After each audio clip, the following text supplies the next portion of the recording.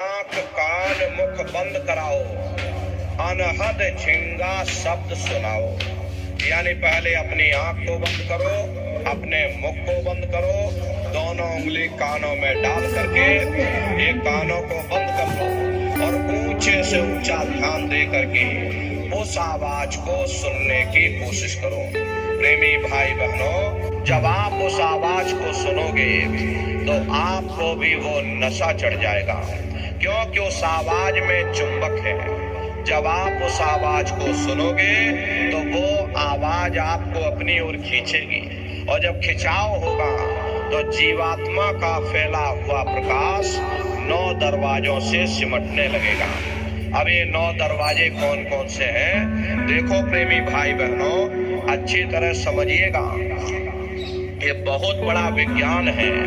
दुनिया का विज्ञान जब समाप्त हो जाएगा तो ये विज्ञान प्रारंभ होगा।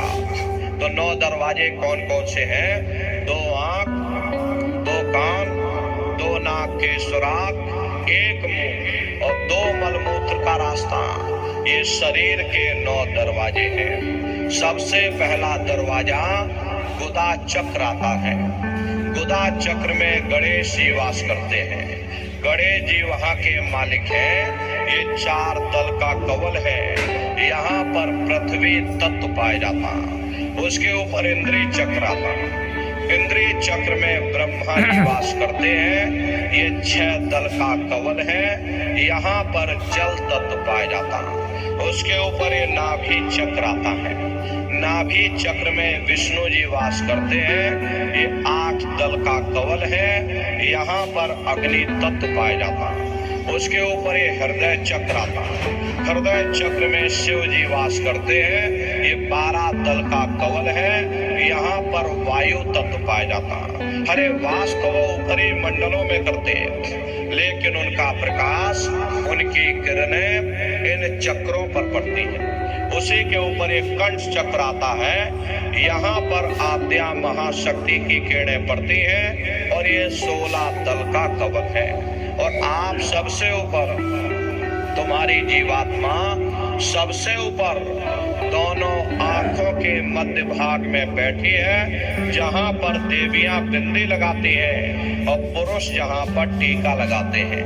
ये बिंदी और टीका यहाँ पर हम लोग इसीलिए लगाते हैं क्योंकि यहीं पर हमारी जीवात्मा बैठी है, उसका श्रृंगार किया जाता है। तो ये 10वां द्वार है जहाँ पर तुम्हारी जीवात्मा बैठी हुई। इसी 10वें दरवाजे पर बैठ करके जीवात्मा अपने प्रकाश को 9 दरवाजों में फैलाती है, जिससे आपका ये शरीर चलता है, आपके हाथ और आपके पैर चलते हैं।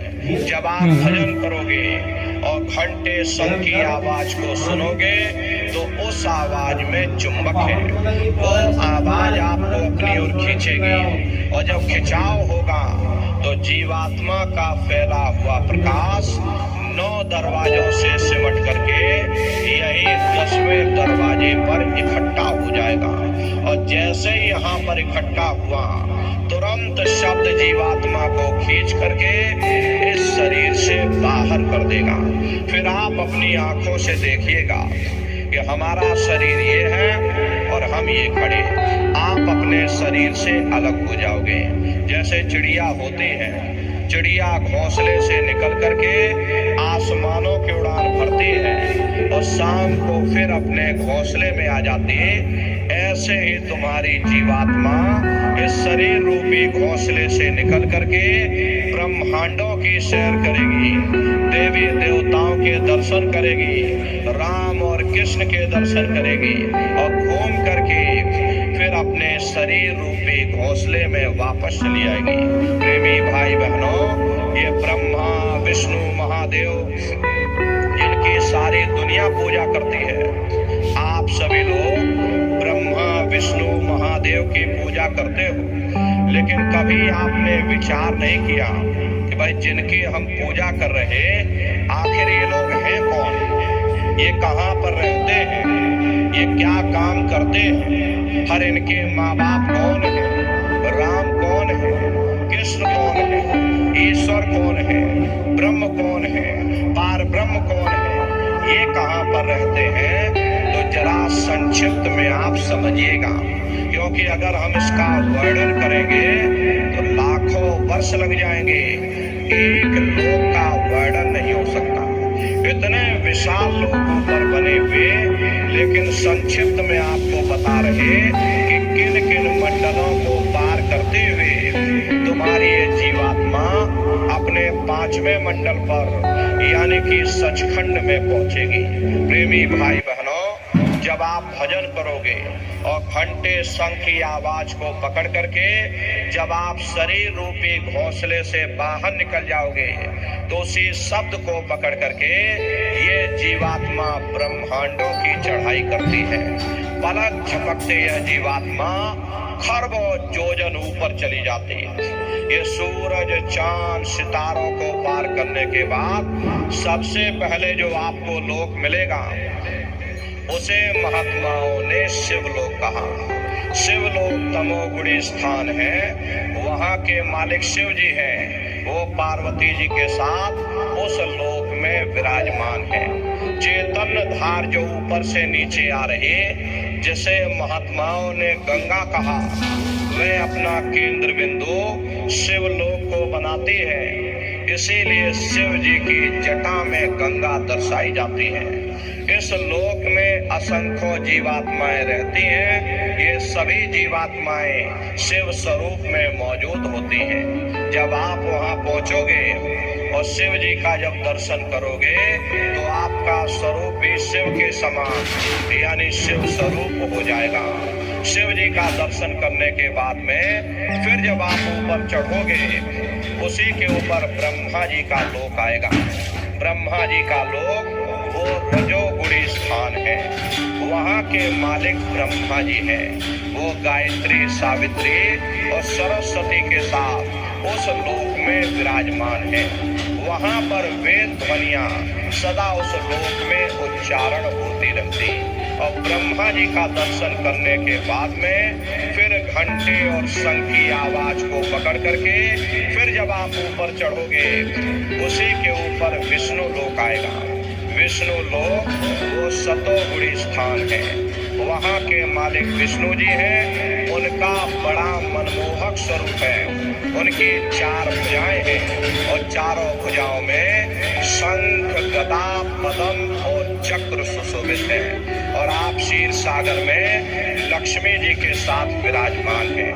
ये तीनों देवता ब्रह्मा, विष्णु और महादेव अपने अपने लोक में बैठ करके राज कर रहे हैं। एक रचयिता है जो जीवों को रचता है, एक पालनहार है जो जीवों को पालता है, और एक संहार करता है जो जीवों को नष्ट कर देता। एक का काम है घड़े को बनाना, एक का काम है घड़े की सुरक्षा करना, और एक का काम है घड़े को फोड़ देना। इनकी जो माता है वो आद्या महाशक्ति है।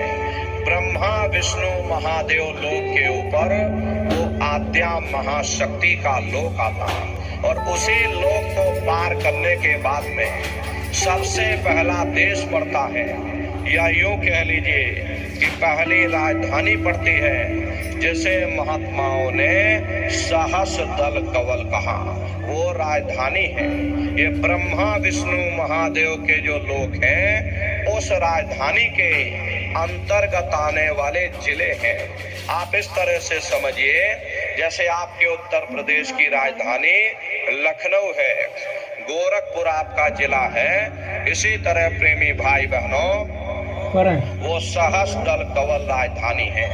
राजधानी का जो मालिक है वो निरंजन भगवान है। ये ब्रह्मा, विष्णु, महादेव ये निरंजन भगवान के ही पुत्र हैं। और ये आद्या महाशक्ति ये निरंजन भगवान की अर्धांगिनी है।